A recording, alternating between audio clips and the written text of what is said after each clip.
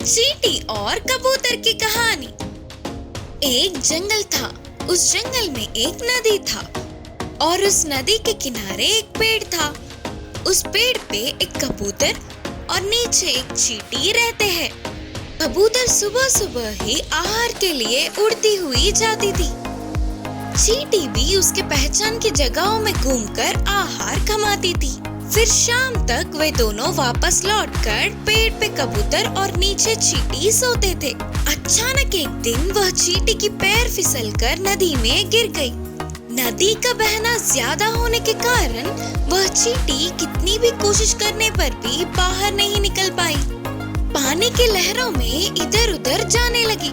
कोई तो बचाएगा करके चिल्लाना शुरू किया। बाजू में ही पेड़ पे रहने वाली कबूतर ने उन आवाजों को सुना। कबूतर को चींटी की मेहनत को देख बहुत दुख हुआ और उसने चींटी को किसी भी तरह बचाने का निर्णय किया।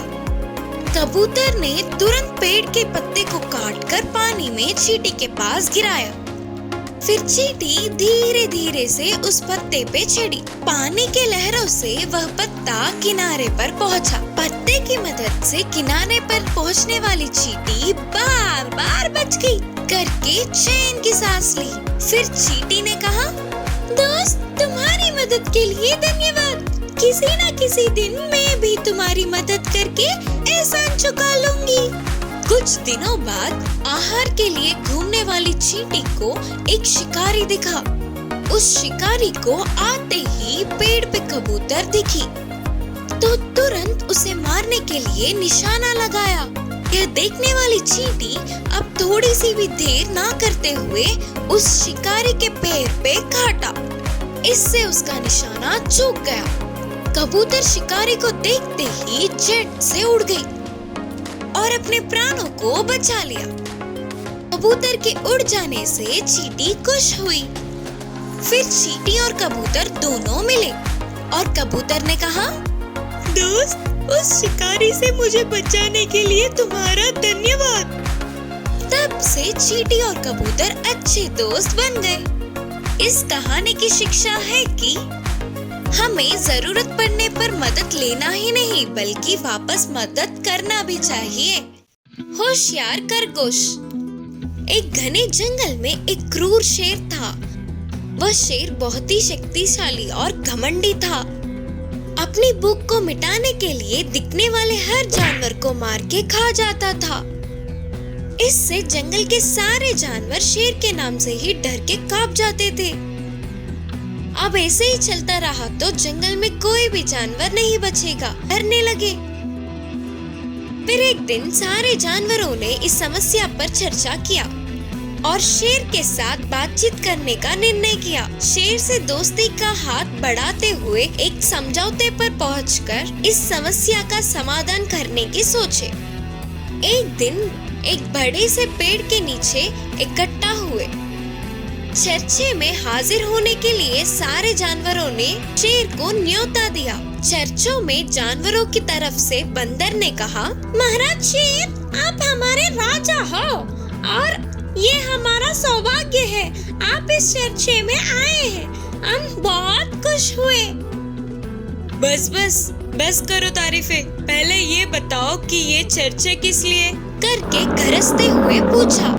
तो सारे जानवर एक दूसरे को देखने लगे। वे सभी बात शुरू करने की हिम्मत जुटाने में लगे थे। फिर थोड़ी साहस से हिरन ने कहा, महाराज जी, आप आपके आहार के लिए हमें मार रहे हैं, सही है, लेकिन जितनी जरूरत है उससे ज्यादा मारना ठीक नहीं। आप ऐसे जानवरों के मारते जाओगे तो जल्द ही जंगल में एक भी जानवर नहीं बचेगा। इसीलिए तुरंत शेर ने गरजते हुए कहा, इसीलिए क्या? मैं क्या चाहिए?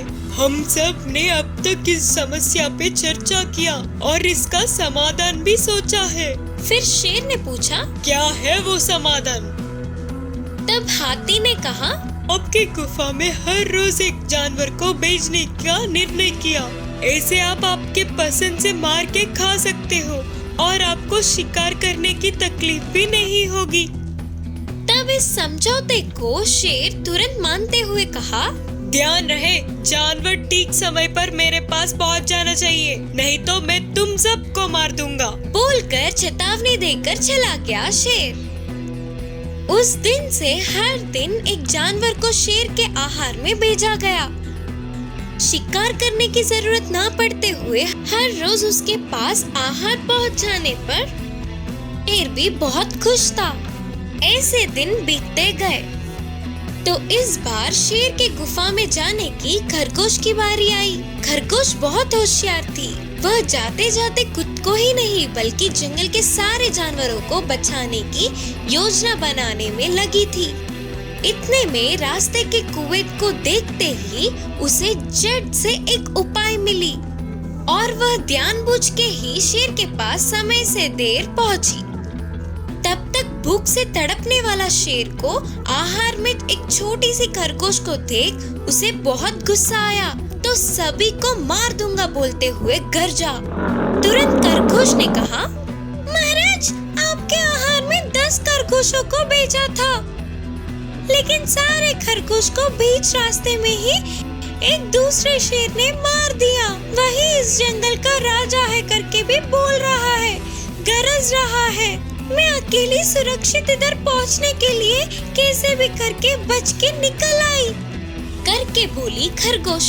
यह सुनकर शेर बहुत गुस्से में गरजते हुए बोला, क्या इस जंगल का राजा कोई और? वो कौन है? कहाँ से आया? मैं उसे मार दूंगा, तुम मुझे उसकी जगह पर ले चलो। होशियार खरगोश ने शेर को पानी से भरा गहरी कुएं के पास ले गई और बोली, यही है महाराज उस शेर के रहने की जगह, वह अंदर छुपा है। शेर कुएं में देखता हुआ अपनी परछाई को देखा और वही दूसरा शेर है करके सोचकर और ज्यादा गरजने लगा।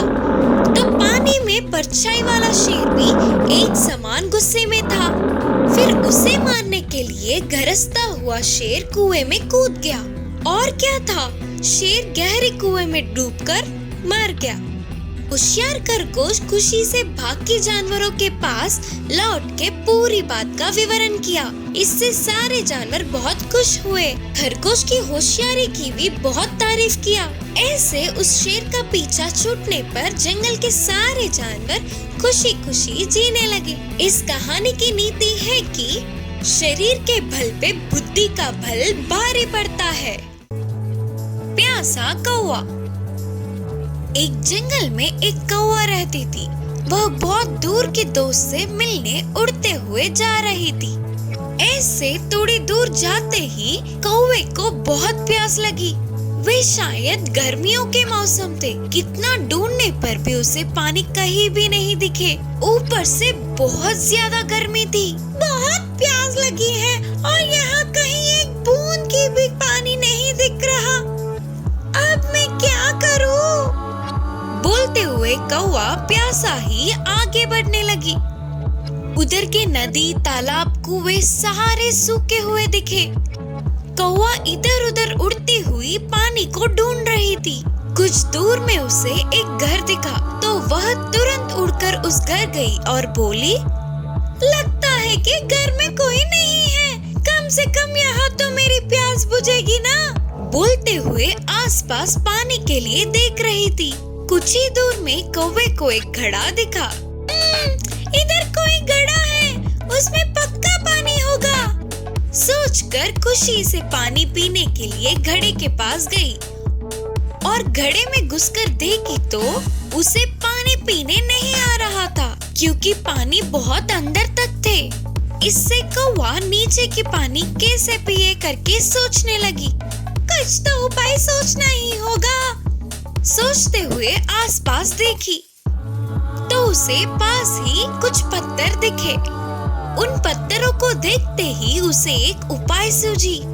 एक एक पत्थर को अपने चोंच से पकड़कर उस घड़े में डालने लगी। ऐसे कुछ पत्थरों को डालते ही घड़े का पानी ऊपर आने लगा। कौवे ने उस पानी को पीकर अपनी प्यास बुझा लिया। फिर वह खुशी से उड़ती हुई जाकर अपने दोस्त से मिली। इस कहानी की शिक्षा है कि हम अपनी बुद्धि से किसी भी काम में सफल हो सकते हैं।